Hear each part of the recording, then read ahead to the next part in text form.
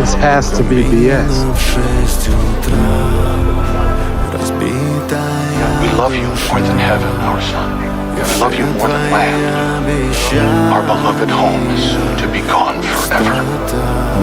But hope vitalizes our hearts, and that hope is you, Colette.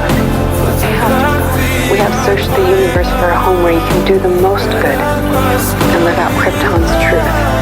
That place is Earth. I don't get it. What's bad about that? The people there are simple and profoundly confused. Weak of mind, spirit, and body. Lord over the planet as the last son of Krypton. Do us proud, our beloved son.